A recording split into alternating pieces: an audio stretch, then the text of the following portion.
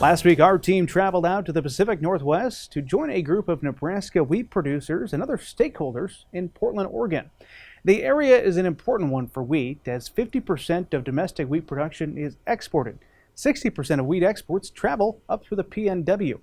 We attended the Wheat Export and Marketing Workshop, which is designed to help connect the dots between the wheat fields and the end users or exporters. That trip, sponsored by the Nebraska Wheat Board, was organized by the Wheat Marketing Center. Our time in Portland kicked off with a welcome from the folks at the Wheat Marketing Center.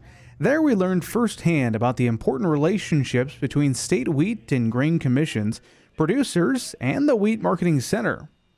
We primarily do research on wheat quality, and use quality with a focus on how wheat is used, whether it's a hamburger bun or an instant noodle.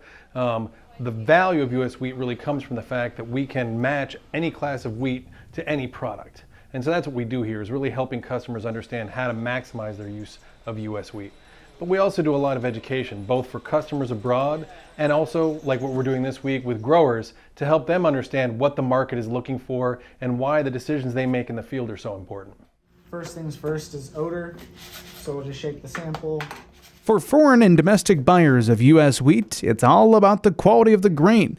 The Wheat Marketing Center has a lab at a small commercial baking facility to research different types and blends of wheat.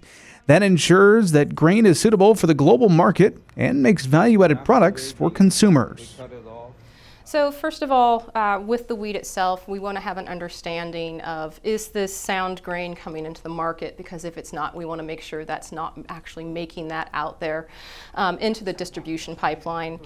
The other thing is we want to make sure we have an understanding of what those protein contents are, what the moisture levels are before we go into processing, because that will impact a lot of the things that we need to adjust when we go into the milling process. Of course, once you mill it, you've physically transformed it, and that changes a whole host of things. And so once we have that flour, we need to run a whole range of other tests to make sure that it's suitable for the different products that we want to use it for. Number one part of value. The group visited several locations in and around Portland to follow the wheat story. One tour was at Marcy Baking, which is a local wholesale bakery. The general manager told us he's always excited to connect with the producers who grow the products that he uses. I think it's awesome to work with farmers. I'm hoping that someday I have the time to go see into the farm to see where the wheat comes from actually, which would be great. Like yesterday we had a tour, and one of the farmers recognized that the sugar we use here, the beet sugar, that comes from their farm. They were very excited and very happy. I think it's great when we can tie together where the product comes from, what we do with it, and where it's going to end up. I think it's a great thing when we can all tie those three together. In addition to the Wheat Marketing Center and Marcy Bakery, the group also saw grain exported through the United Grain Terminal in Vancouver, Washington. And perhaps a highlight for many on the tours was a ride on a tugboat that's used to move 100,000 bushel barges up and down the river. Some of us even got to steer that tugboat. That was a great trip, a lot of fun to join wheat growers and other stakeholders of the wheat industry.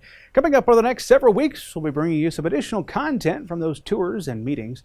You can also visit the Market Journal social media accounts for some behind-the-scenes photos and videos.